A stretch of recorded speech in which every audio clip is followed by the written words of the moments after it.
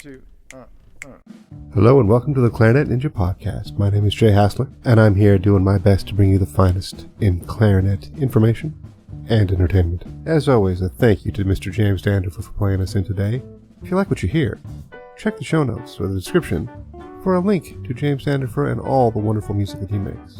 After you do that, would you consider liking, subscribing, giving a rating, 5 stars even, and maybe saying something nice about the podcast to really help the algorithm pick up on it and share it with more people that love the clarinet. We're coming up on an anniversary for me. It's a big one. It's probably the most powerful day or two of the year for me. You know, we all have ways that we mark our year. A lot of them are religious. A lot of them are holidays. A lot of them are birthdays, anniversaries, times we specifically remember and value things that aren't present in our life every day.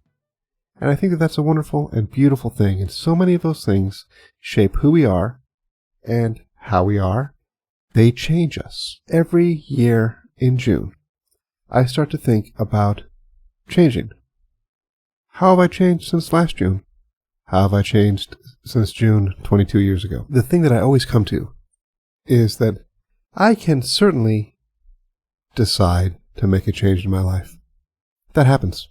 But what I really recognize is the changes that happen in my life are most often provoked by what I would consider an uninvited guest, a challenge, a situation that I actually didn't want for myself.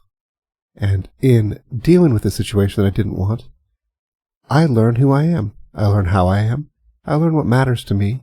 And I then can take those skills and that version of who I am and embark on the rest of my life and the rest of my intentional changes, being true to myself, knowing clearly who I am. I believe this is something that has happened to most adult people. And I want to inspire you through this podcast today to investigate those things for yourself, whatever they are, because I'm sure you've had them. We all have.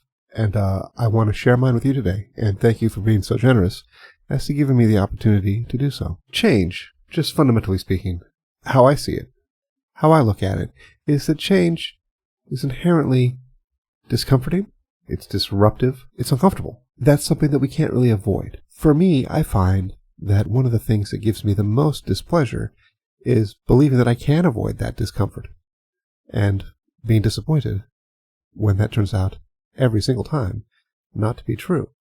It is only when I actually get to the point where I'm there, I'm facing this thing because I have no other choice, that I can recognize that historically this has become a primary agent of change for me. In that, I can find the confidence, the patience to realize that this is how I'm going to become who I am and refine this version of myself that I've got to tell you I'm pretty proud of. And I want the version of you to be something you're proud of too. I think that that's something that we all deserve. And I think that that comes from facing unwanted challenges, these unwanted visitors, uninvited guests in our life. In order for me to tell my story, I've got to go back to June 11th, 2003. As I record this, it is June 10th, 2025. So it was quite a while ago. Here's what happened. I was sitting playing to show the producers. That was my job. I was doing my best. And I was sitting there, and I had some weird issues with my vision. Strange. I felt fine, except for these weird sort of flashes. And I thought to myself, being kind of a dummy, if there's a problem tomorrow, I'll investigate further. Fortunately, Thursday, June 12th, there was no problem. But OMG, on June 13th, Friday, 2003, there were some real problems. And here's what happened. I was sitting on my couch at about 3 p.m, in my bathrobe, eating a bowl of Cheerios, and my friend Vance Beauregard called me. And he was mad. And he was mad because I was supposed to be at rehearsal. And it wasn't like a gig rehearsal, it was a rehearsal with friends. And it was a small group, and I was not there. That has become the time when I see Vance and I say, hey, you remember the day that I had blood clots in my brain and you yelled at me? More on that later. But in any case, what I needed to do was go down to the producers, pick up my instrument.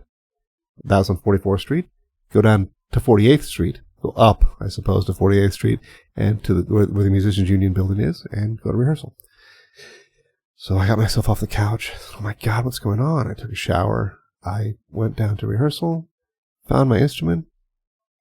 On my way to 48th Street, I turned on 46th Street. A little confused. I then realized, wait a minute. I'm on 46th Street, but the Union is on 48th Street. Found my way to rehearsal, played rehearsal. A little uncomfortable because it appeared I was just completely flaking out. In any case, we went out to dinner before going to work, and I remember eating a falafel, and I was sitting at the table, and I was so dizzy, it was as if my body was trying to throw me off of the chair onto the floor, and I had to prevent that from holding onto the table. That is how terrible I felt. So, being a dummy, what I did was play that show. I went to work and played the producers that night. And then 2 more times on Saturday, and 1 more time on Sunday. And then, with much prompting from my mother, who told me to take aspirin all weekend, which I did. That is probably the reason I'm still alive. I went to the doctor on Tuesday. He checked me out and said, as far as I'm concerned, you're fit for duty. But, given what you've told me, you should go to a neurologist today. So I left the doctor, went to the office where my wife at the time worked, and made some phone calls to try and get a hold of a neurologist who could see me that day. The answers I got were stunning. Says something about our system. I said my primary physician said I should see a neurologist today. Bear in mind, this is the 18th, 19th of June, the middle of June sometime. And the responses were, well, we have an appointment in October. Are you available then? I got that a number of times. And what I learned from this is ultimately, if a doctor says, you need to go see another doctor today, what you should do is ask for help from their office to make that appointment, because sometimes doctors' offices don't take you that seriously if you call and you just tell them a story, even if that story is true. So eventually, I did get to that neurologist, and it was Thursday that week, and they scheduled an MRI for the next week. Following that MRI, I went back to the neurologist's office, and he said, what hospital would you like to go to? You have blood clots in your brain. I said, oh, well, I'd like to go to Columbia Presbyterian. So I strolled across the park like an idiot, got on the train, went up, got some clothes, got some stuff, and went to the emergency room where I had to be checked in through at Columbia Presbyterian Hospital in Washington Heights, Manhattan. I was in the hospital for about 4 or 5 days. They did a test again to make sure that I had these blood clots in my brain, and they did indeed find blood clots in my brain. The fortunate part of all this is that I didn't lose any vision. I didn't lose any small motor function. I didn't die. These were all very realistic possibilities. They kept my INR down so my blood wouldn't clot, and they got me on medication so that could be managed at home. And I went back to work, and everything, to a certain degree, went back to normal, except for that thing that happens when you're in that situation. And those of you that have had acute problems like this will recognize what happens is you make deals with yourself about finding your best self and being your best self and all the things that you regret. And if you were to have died today, what is it that you would regret? And why is it that you would regret it? And darn it, you're not going to live like that. You talk to God, and you try and make amends, and you try and make deals to say, things are going to be different. If I'm given another chance, gosh darn it, things are going to be different. And to a certain degree, for a short while, they are. But that flash that comes recedes over the course of time. But there is a little bit of that light left inside. And that light shines intensely bright at certain times, and you can always find it if you're looking for it. But it doesn't always reveal itself in the way that it did in the first couple weeks after that acute incident. So following that incident so many years ago, lots of things have happened. A couple years later, there was a divorce. Some time spent soul-searching. I found a very good version of myself, one that I was very, very proud of, and I fell in love.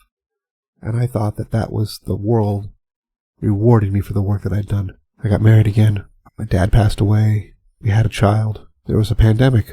I don't know if you've heard of that one. And then I was told I was going to be getting divorced.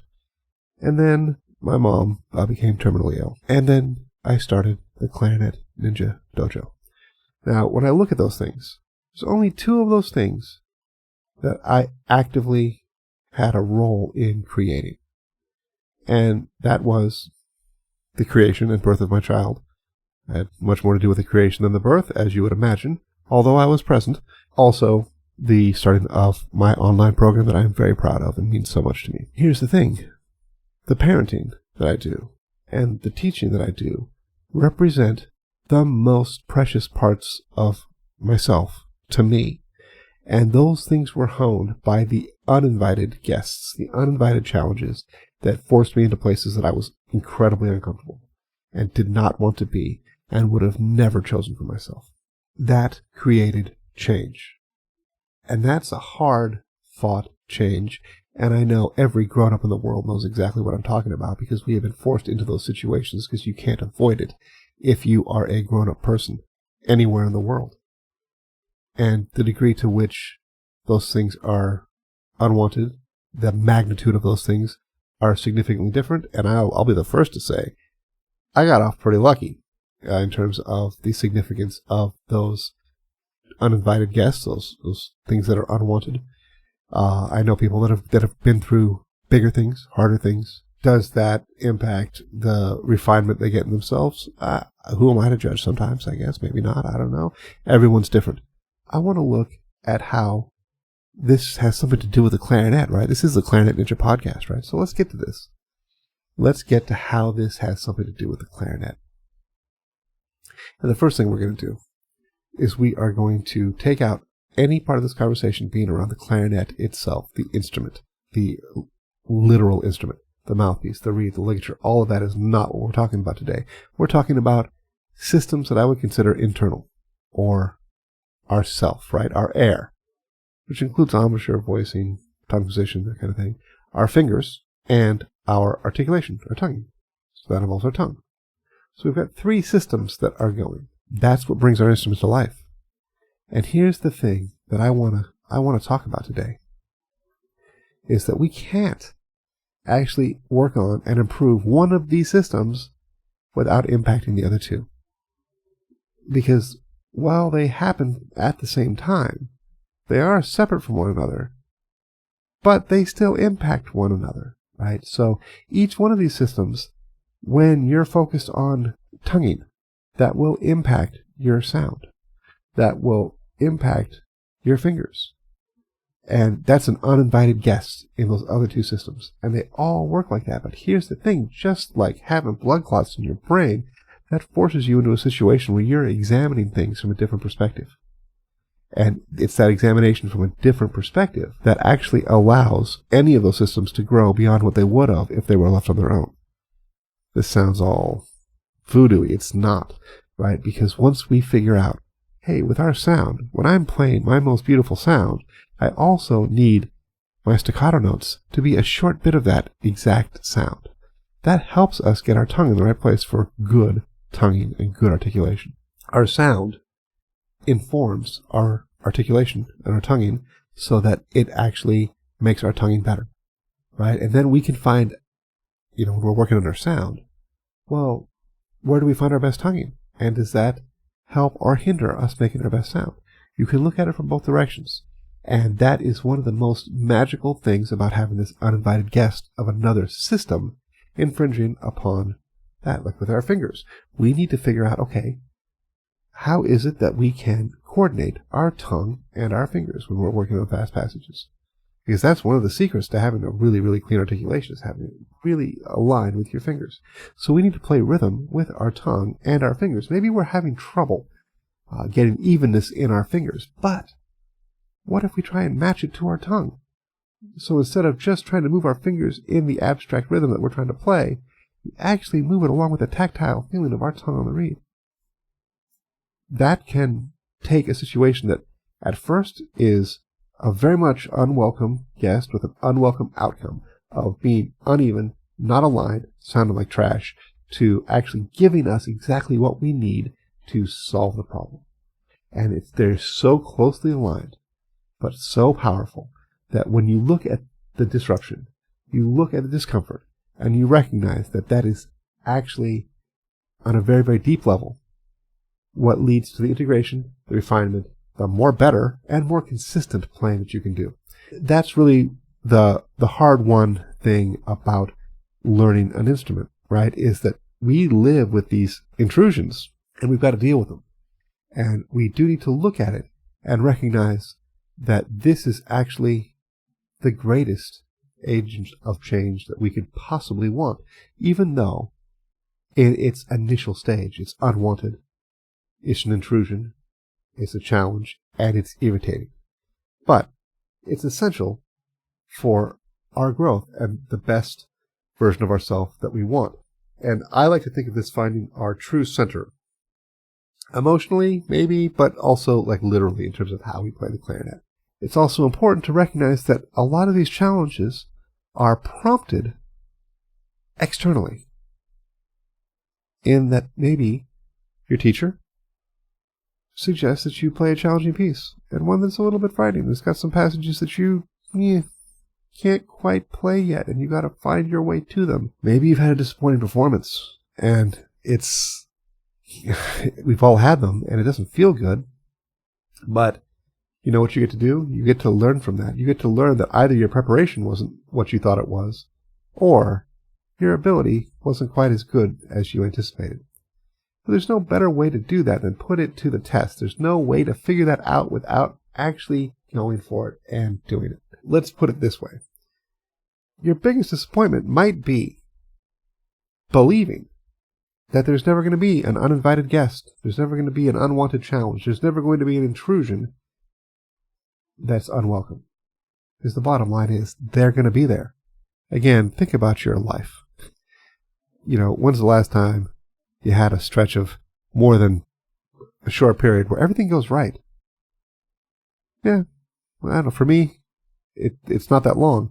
And if I just sit and recognize, okay, that's an unrealistic expectation, and that's actually not even what I want, because how I find out who I am, how I reveal myself to myself, is through facing these challenges. And that's actually the thing, right? How is it that you face the challenges? How is it that you face these challenges in your clarinet playing? What approach are you taking? How do you respond to it? And then it really builds the thing that is the end of this, and the thing that is the most important life skill, and it's the most important skill in our clarinet learning, and that is resilience. And I heard a thing the other day, and it's not cliche in the sense that, at least I haven't heard it before, but I loved it. And I'm ripping it off, and I would give credit to the person that said it, but I don't remember who it was. They said, your resilience must be greater than the resistance you're facing. The most important thing is you develop this resilience, and you're able to overcome the resistance through actual things when it comes to the clarinet. Actual exercises, support, that can help you get over this. And there's lots of ways to do it. One of the ways to do it is to join the Clarinet Ninja Dojo. And that's something that I can tell you all about. It's a community that's supportive, kind. You get to see other people face resistance, employ resilience, and have the outcomes that they want. And you can do it too, and you can be seen doing it. And you can support others, and they support you, and it's all done through an incredible, if I might say so myself, a version of traditional clarinet learning, framed in a way that is specific to adults, and not just adults, but adults of today, to get the support that they need, to get the outcomes that they want. We are all looking to play the clarinet for a different reason, and perhaps in a slightly different way in terms of the outcomes that we're looking for. And good teaching will teach us how to be the clarinet player that we want to be, and find the goals that we want. And if you need help refining your goals, the Clarinet Ninja Dojo will do that. Right? What is it that you want to do? And how are you going to get there? What exercises are going to be the things that get you over the roadblocks, to get you past these uninvited guests, and to actually take these uninvited guests, these unwelcome challenges, and make them actually the greatest learning tools and a source of leverage in your journey. That's what the Clarinet Ninja Dojo does. Advertisement over. I want to say thank you, Mr. James Danderfer, for playing us out today. It's always a pleasure to hear you play. Go down, check out the Clarinet Ninja Dojo. Give us 5 stars. Would you give us 5 stars? Say something nice. It'd be even better if you meant it. Thank you for listening, and I will talk at you next time on the Clarinet Ninja Podcast.